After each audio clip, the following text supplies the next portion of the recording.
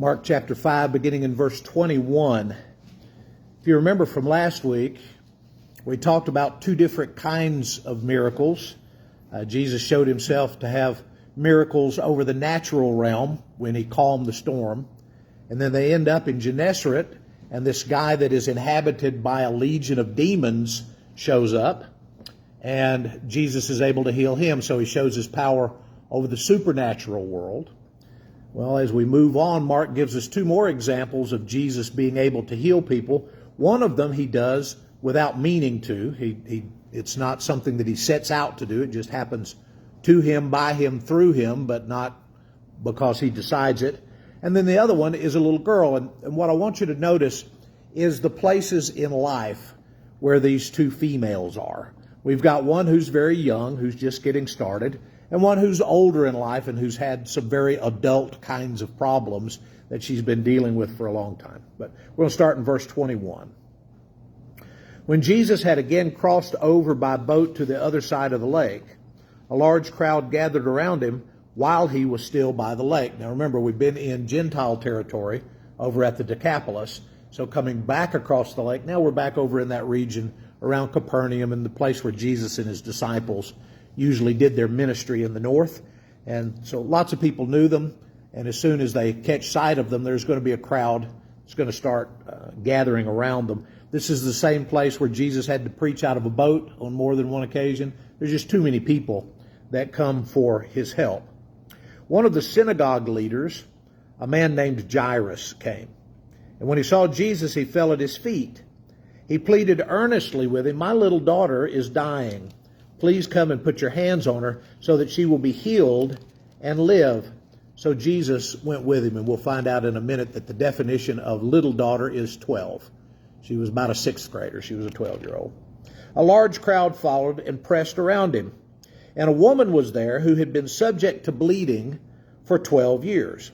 She had suffered a great deal under the care of many doctors and had spent all that she had, yet instead of getting better, she grew worse. When she heard about Jesus, she came up behind him in the crowd and touched his cloak, because she thought, "If I just touch his clothes, I will be healed." Immediately her bleeding stopped, and she felt in her body that she'd been freed from her suffering. At once, Jesus realized that power had gone out from him. He turned around in the crowd and asked, "Who touched my clothes?" "You see the people crowding around you," his disciples answered, "and yet you ask, 'Who touched me?'" But Jesus kept looking around to see who had done it. Then the woman, knowing what had happened to her, came and fell at his feet, and trembling with fear, told him the whole truth. He said to her, "Daughter, your faith has healed you. Go in peace and be freed from your suffering." So the first healing is a healing of kind of convenience. It's somebody takes a healing. They're the ones that are involved in seeking it out. They're the ones that are involved in starting the process. They're the ones that receive the healing. And Jesus at least lets everybody around him think that he doesn't know who did it. I'm sure that in his deity, he could have figured it out without help. However, he asked the question. He wants the woman to come forward and to claim what she's done. Now, a couple of things about this that I find interesting. Number one, the little girl that we're going to heal, we're on the way to see her. She's been on the planet somewhere around 12 years. This woman has been suffering with this ailment of bleeding for 12 years. So we don't know what the cause of this constant bleeding was, but we can come up with some of the results. Right? If you've been bleeding for 12 years, there are some things that are true if you're a Jewish woman. Number one, the people around you think that you're impure. Right? So they have you pegged as somebody that either is a rank sinner or somebody that God is not pleased with, and that's the reason that you're sick. You're not having children, which is something that's very important to that Jewish community. You can't be intimate with your husband if she still has a husband. It's very likely that he divorced her, and they would have allowed that divorce to get rid of her, to find somebody that could give him offspring. So for 12 years, she's been living in this condition, and even the most patient of people around her have probably backed away from her by now and are not treating her with a huge amount of respect. So she's a very unfortunate person, and she's been that way for a long time. And she's a little bit on the desperate side. So she decides, if I can't get help some other way, I'm just going to sneak up and see if I could just touch him, because there's so much power going on in this man's life that if I could just touch him, then I'll be healed. Now, the NIV says she went up and touched his cloak. I think probably what she touched was the prayer shawl. There is a thing that Jewish men wore in those days that had tassels, and it hung down underneath their outer garment around their waist. And it was something that they always had on. It showed that they were Jewish. It showed that they were holy. It was a sign that they were connected to God. So it's possible that that's what she was aiming for, that maybe she got hold of one of the tassels on his prayer robe. But whatever it was she touched, she immediately knew that she'd done the right thing. I mean, immediately. Whatever it was that was causing the bleeding, she dried up and life was like it should be again. So after 12 years, she knew immediately that she was better. Then Jesus starts his investigation. Who is it that touched me? And the disciples said, come on. You know, there's people everywhere. You're surrounded. They're clamoring. Everybody is touching you. Why would you say something like that? And Jesus said, because I know what just happened.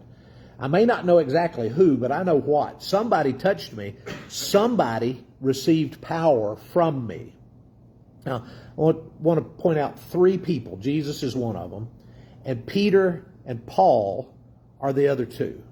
The rest of the healings that you see in the New Testament are more in a general category. We have statements like, and the apostles went out and they cast out unclean spirits and they healed the sick. They're just large general categories.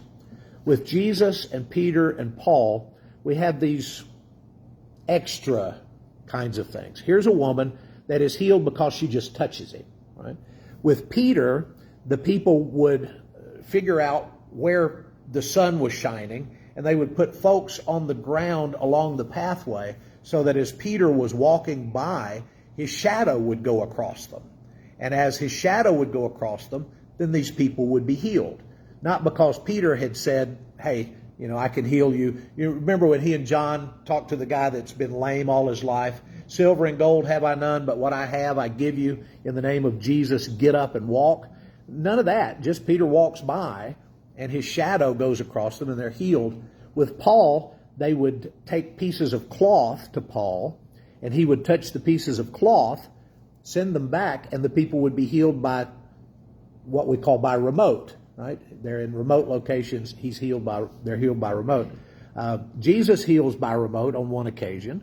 A fella comes to him and says, I'm not even worthy to have you in my house, but if you'll just say the word, then my son will be healed. And Jesus says, well, fine, go home. He's healed. Never sees the kid, never is in the house with the child, just heals them by remote. So Jesus and Peter and Paul, those three, you have some really special kinds of healings that are mentioned in their ministries. The rest of them, not that their miracles were less than, but they're just kind of clumped together in big groups. Well, they cast out demons or they healed the sick, or that kind of thing. So we get more specific and more extra level with Jesus and Peter and Paul. So he says to the woman, daughter, your faith has healed you. Go in peace and be freed from your suffering. If you're this woman, and we don't have any text to tell us, but if you're this woman, where do you go first? If you're still married, you go find your husband, right? Guess what? You know, you can be with me and not be unclean anymore, right? After 12 years, wouldn't that be a fantastic gift? Who else would you go see? Priest. Go see the priest, right? Go see the priest. If it's hard enough for women to have male doctors and have to go talk to them about issues, imagine if your job was to say, okay, I've had this issue of blood and I've got to go tell a guy I don't know who's not a medical doctor, who's just going to make judgment about me based on the fact that I'm bleeding.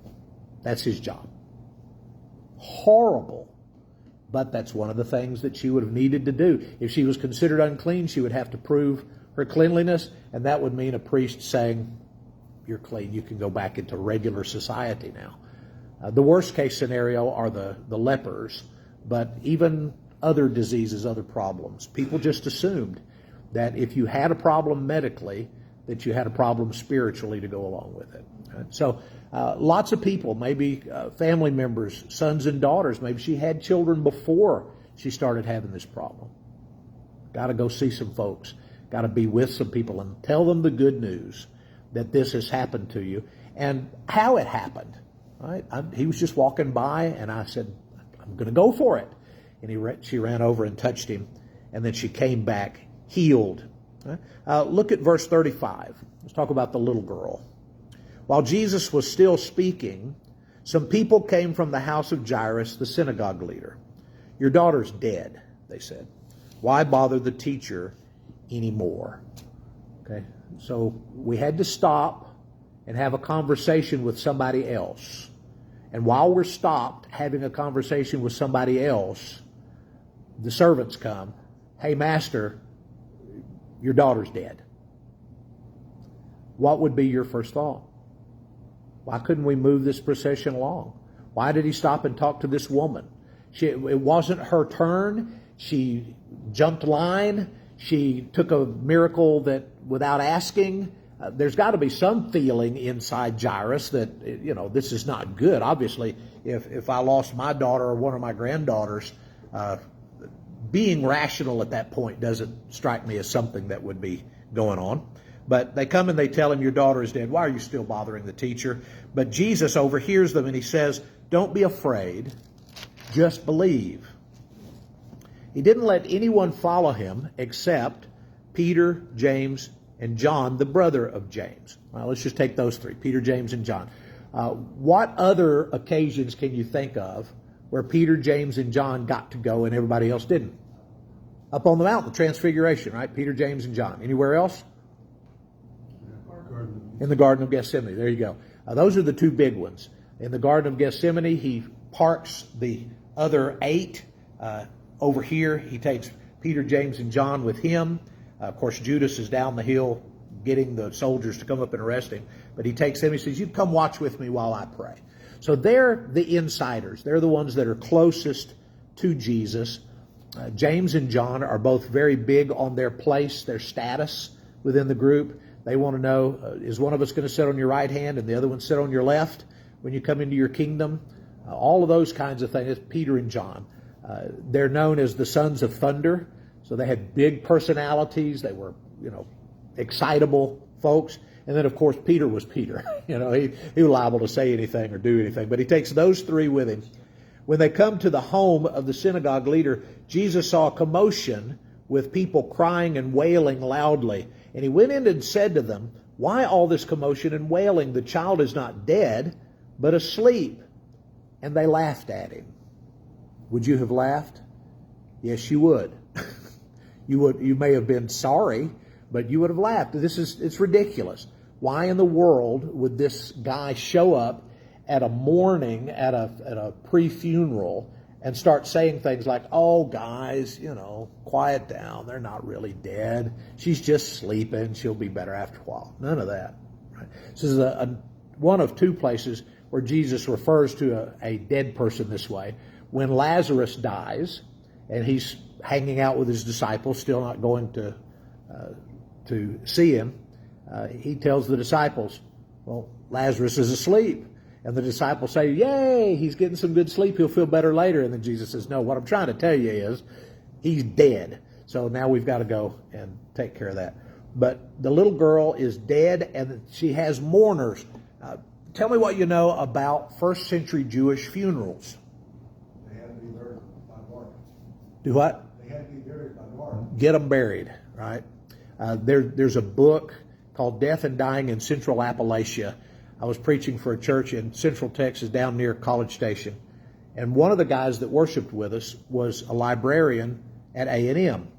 So he heard me talking about the fact that I had preached in southeastern Kentucky for a very short period of time. And he brought me this book, Death and Dying in Central Appalachia. And I read it, and it was that kind of just very common sense, right? They didn't have embalming. They didn't have ways of preserving bodies. It was, you need to go now and take care of this. So this little girl, they would have been preparing her for burial already or getting ready to. What else do you know? Who were all these people that were wailing? They were paid. Yeah, some of these were hired hands. Yeah. You know, you paid money, and the idea was the louder you could be, the more you mourned, the better it was. Again, southeastern Kentucky, they had 3-day funerals down there. I don't know if they've gotten away from that yet or not, but while we were there, still had 3-day funerals. There would be preaching in the middle of the day, preaching in the evening on the first evening, preaching in the evening on the second day, and then about a midday to, like 10 o'clock or 2 o'clock funerals like we have on the third day, and they'd actually bury him. Sometimes there would be 3 or 4 different groups that would be in charge of these different services. So it was really a culture shock for me, very different. But there was a group, they refer to themselves as the Old Regular Baptists. And the Old Regular Baptists, when they had a funeral, the point of the funeral was to make everybody cry as much as possible. And so the preacher would get up and he would begin by saying something like, "Don't you wish you had told your mother that you loved her before she died?" So it was that kind of thing for 30, 45 minutes to an hour. Just until everybody was just wrung out. It was not uncommon at all for people to try to climb over into the casket or to faint in front of the casket. It was just lots and lots of emotion. Compare that to where I grew up in Dallas, where everything was very, very, very stately funerals. So it was very different for me to see those kinds of things. Well, these guys were more like the Old Regulars. There was a lot of wailing and gnashing of teeth at these funerals to prove that they loved the person. Now, if my 12-year-old passes away, you don't have to prompt me. I mean, there's no way that I would be able to stay myself from the kind of emotion that they were showing. But anyway, some of these are hired hands. He kicks them out. And he took the child's father and mother and the disciples, Peter, James, and John, who were with him, and went in where the child was. He took her by the hand and said to her, "Talitha cum," which means, "Little girl, I say to you, get up." And immediately the girl stood up and began to walk around. She was 12 years old. At this, they were completely astonished. He gave strict orders not to let anyone know about this, and he told them to give her something to eat. So again, you've got the 12s, right? This woman had an issue of blood for 12 years. She could not mother a child at this point. And then you've got a 12-year-old child who dies, and Jesus heals them, and Mark has these two together. So there's two neat miracles that fit well together. But there's a couple of things that I don't want us to miss. Number one is Mark gives us the Aramaic thing. He doesn't, in our modern translations, everything we have is a translation. Right? Either it's translated from the Greek, or it's translated from the Hebrew, or it's translated from the Aramaic, or it's translated from the Latin if they're coming from the Vulgate or some of its children. This is what Jesus said. Talitha cum. That's we call it ipsissima verba, the very words that Jesus spoke. So whatever his accent, whatever his voice inflection, whatever he sounded like, if you could get those, this is exactly what Jesus said to that little girl. And Mark then interprets it because Mark is writing for Gentiles. And the Greek speakers, they don't know what Talitha cum means. So he says, I want you to understand that what he said to her was, "Little girl, get up." And then you could tell by the response immediately, the little girl got up and she started walking around. And Jesus kicks in with some compassion. What does he tell him to do? Feed this child, right? Because after you're dead, you're hungry, I guess. I'm not sure how that works. But, if you rise from the dead, you need something to eat. So he says, get her something to eat. And he gives her strict instructions not to tell anybody. It's one of my favorite funny things about the Gospel of Mark, and I've probably said it to you before. But how are you going to get a 12-year-old girl with that kind of secret to not go tell somebody? I mean, that's the bus pulls in front of the school, and everybody in the school knows 30 seconds or less, right? That's just whoosh. That's the coolest thing anybody's ever known to tell. And he says, no, don't tell anybody. So I don't think he got what he wanted on this one, but it's possible that they complied and didn't share. That the group on the outside is about to get the shock of their life. Right? They're still out there with the tambourines and the flutes and the wailing, and there were a few that went in and one more comes out. And here she is. And they all know her. They're neighborhood people. They knew this little girl. So as soon as she came out the door, I'm sure there was a hush that fell over the crowd. And you got to ask the question, how did that happen? So how is he going to keep it quiet? And again, why is there a messianic secret at all? Why does Jesus tell people not to tell? Anybody? It's not time yet. It's just not time. It's going to be time, but it's going to be on his schedule. And when it's time for everybody to know, he'll let them know. And the backlash will be so strong that even one of his own disciples will sell him out. The rest of his disciples will run and hide. But when it's time for everybody to know, there won't be any question about it. Everybody will know. And it'll cost him his life. I mean, they're going to crucify him when they figure out who he really is. But, that only lasts a couple of days. And then he rises from the dead. By the way, what does Jesus do when he rises from the dead?